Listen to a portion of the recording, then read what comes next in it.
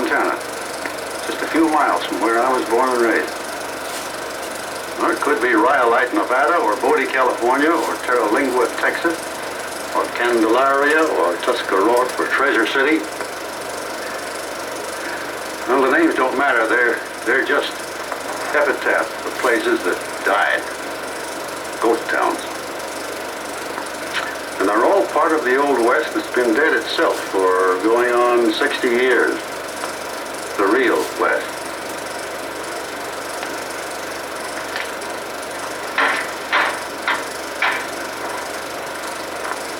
And that was a big piece of country.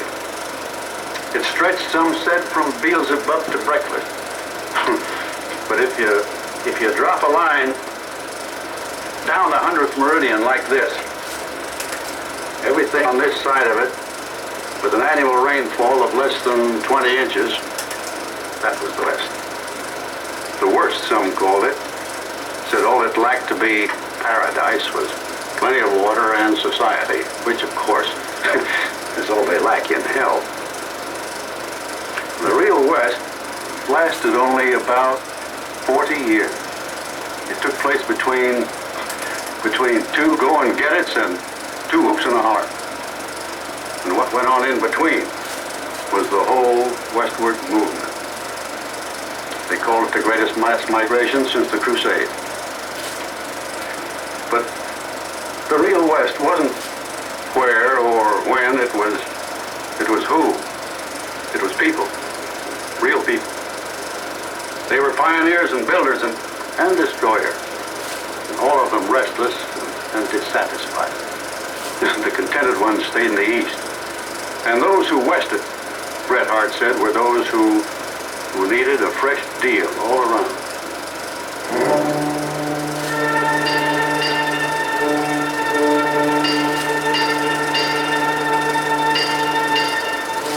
They gathered at the river, and the river was the Missouri. The gathering places were St. Joe and Westport Landing, Leavenworth and Omaha, Fort Smith and Independence. And the river townsmen who would stay behind watched the immigrants as they rendezvoused and waited for the grass to spring on the Oregon Trail to the valley of the Willamette, on the Santa Fe and California trails to the golden slopes of the Sierras. Here was the last outpost of civilization.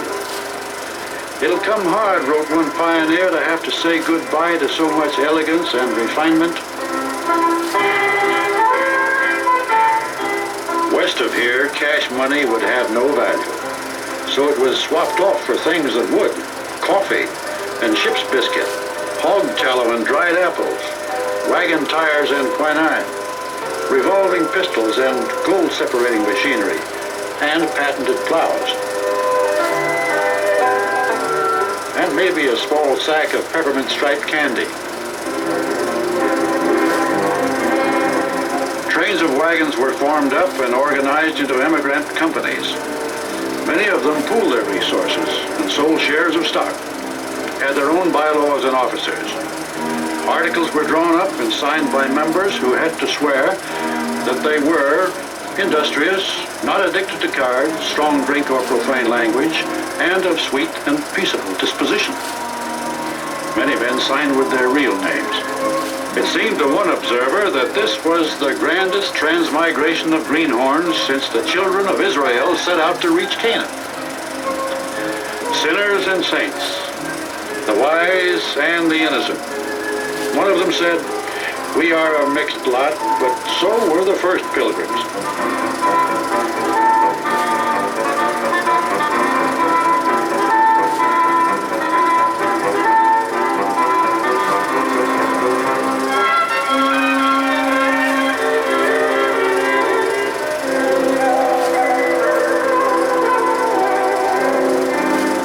Most of the new pilgrims would take nothing with them but hope and whatever could be stowed in the wagon. And a few took nothing with them but memories of places they would never see again. Like 3 Ohio teenagers running away from home to find gold and fight Indians. New Jersey newlyweds off to build a nest in the New Eden. A Hartford widow hoping to find a new husband and father for her children.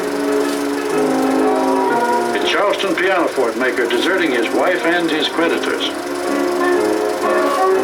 A foreclosed York State farmer looking for greener and unmortgaged pastures. A Mississippi Monte dealer seeking fatter fish and less troubled waters. A seminary graduate looking for an uncultivated vineyard in which to labor. And to lead them all into the wilderness, they would engage a professional wagon master with the authority of a sea captain and the honorary title of major. These, then, were the ones who went west. They and thousands like and unlike them. They went in wagons and carts and buggies, and some walked all the way. More than 2,500 miles. They had three basic motives for going: to get something, to get away from something, and just to get there.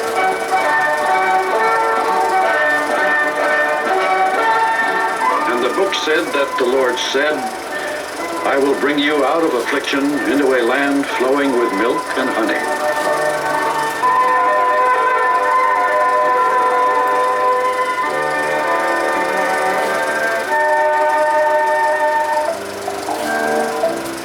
The Overland Trail, the longest road in history, was a river of white-topped wagons.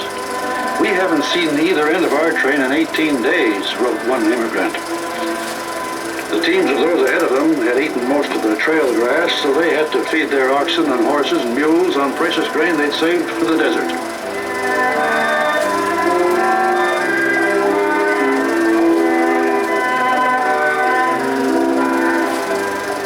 For 1,000 miles, they followed the Platte River, the Nebraska seacoast, they called it.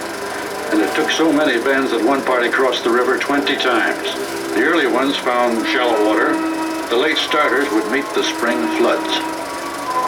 They camped in the heat of the day. They called it nooning. It gave them a chance to visit and catch up on their housekeeping. "This gypsy life is anything but agreeable," one woman wrote. "It is impossible to keep anything clean. Cooking and wash water were scarce and often harsh with alkali. Baby towels must be put on while still damp," the mother complained.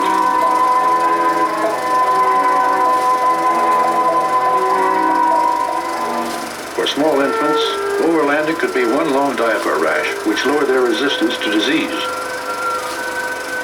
And no family could travel too fast for cholera.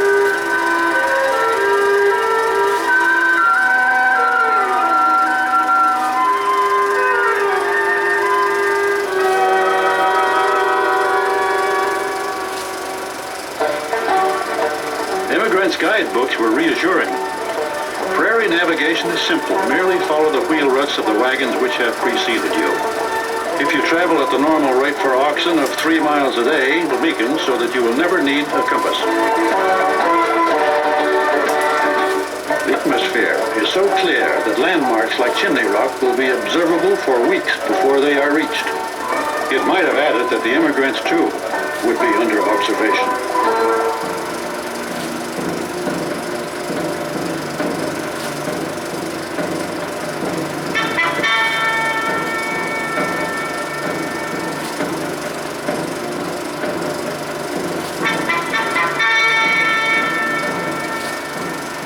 Sight of Indians kindled fears of feathered and fiery death. For the women, a fate worse than death. The immigrants were indignant to discover that even the friendliest tribes considered them not pioneers, but trespassers. They parley only to extort outrageous tribute for grass and firewood and the loss of some game frightened by our wagons. They are friendly only so long as it serves their purpose, and only if you are well armed and look resolute. How long will government tolerate these savage impediments to progress and industry? It is 3 months since we left independence. Hardship and disease have cruelly reduced our party. The aged and very young die first. The women persevere best and set a brave example. But our journey is only half made. Who of us will complete it? Where the Snake River joined the Humboldt, the trail split. Here they had to choose between the desert and the mountains. The high road was the shortest as the crow flies, but It was mostly Eagles which tried it, and the clumsy, top-heavy wagons which struggled to reach the passes before they were wintered in. They had to hurry to beat the first snow, and to avoid the fate of the Donner Party, 45 of whom survived only by eating the bodies of the 36 who didn't. Over the Wind Rivers, the Bitterroots, the Wasatch, the Panamints, the High Sierras, beyond every mountain, it seemed, there was another mountain.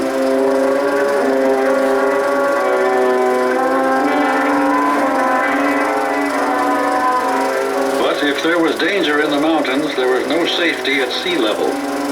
One traveler wrote of the desert trails, it was as though the hand of death had been laid upon the country. Where it was Apache country, death had a few extra hands.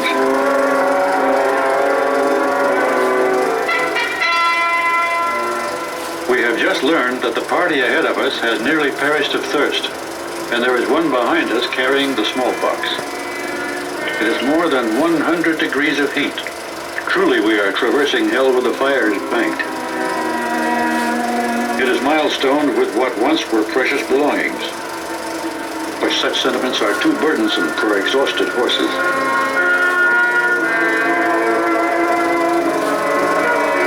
Our map promised that at this place we could find good grass and water, but it lied. The grass was poisonous and the spring was dry. Another company had traveled 80 miles. Wood desiccated in the heat fell apart.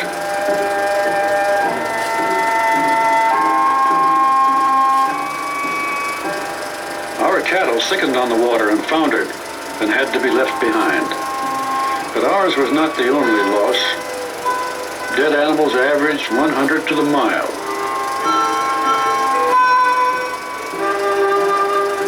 And an emigrant's diary said there are about 80 graves to the 100 miles, that is, new ones. Each of these marked the high water point of somebody's hopes. All of them strung together marked the trail for others, just as hopeful, to follow. In the great getting there were no failures. They all put down their roots in the new land. Even these.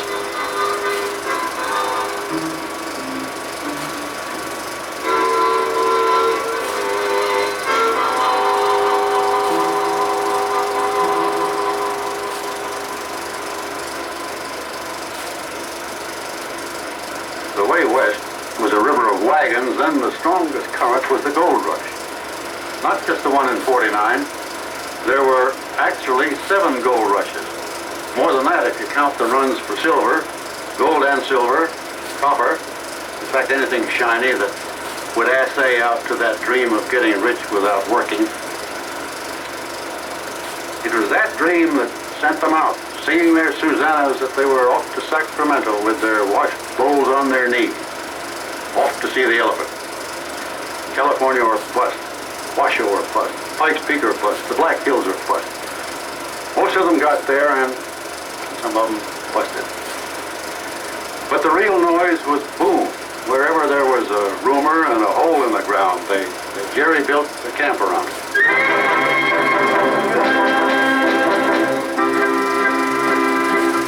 And they christened them Brandy Gulch and Piety Hill, Hell's Delight and Gouge Eye, Never Sweat and Swellhead and Petticoat Slide, Romeosburg and Julietsville.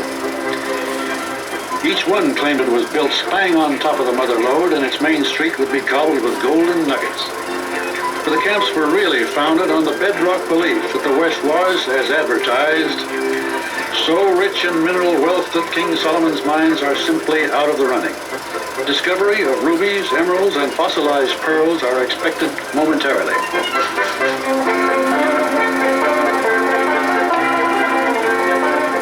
In the meanwhile, of course, the town could always mine the miners.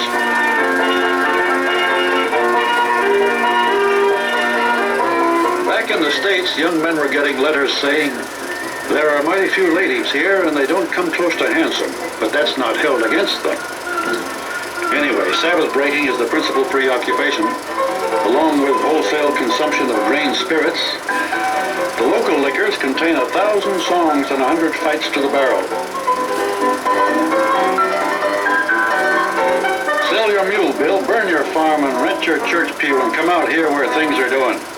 Everyone should be a millionaire.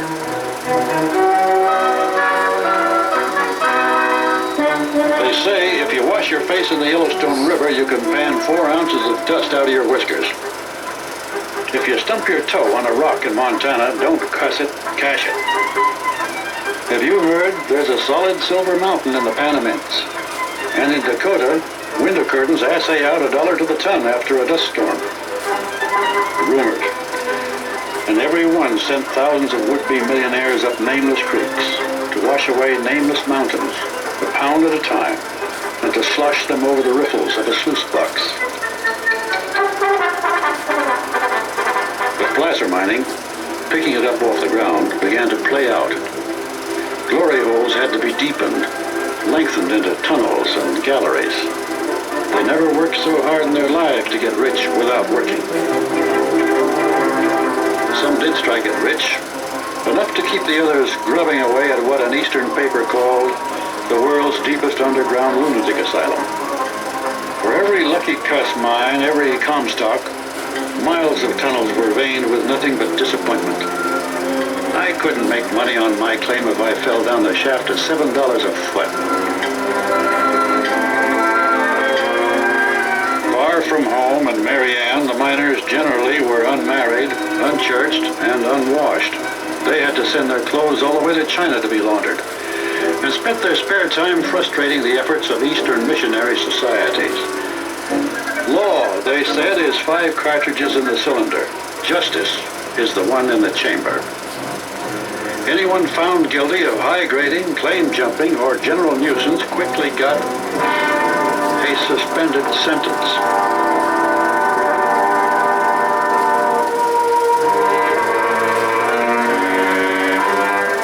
High-grade ore became harder to extract with just a tin pan on a sharp stick.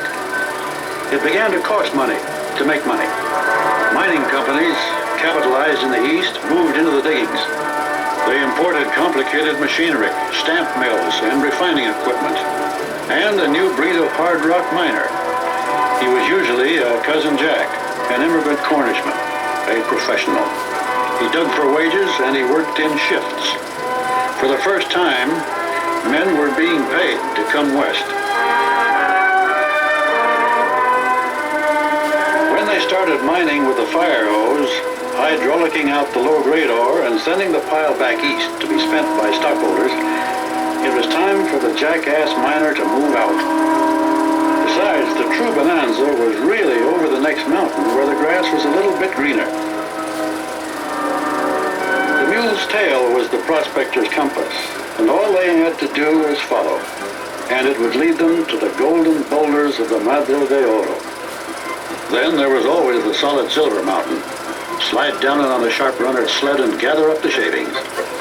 And the ghost mines, the Lost Dutchman, the mislaid Peg Leg, the Phantom Peralta. Somebody had to search for them. Beyond the next rise, into the next valley, was always El Dorado. The mule would find it. The man would know it. And through it would be flowing a river of pure gold.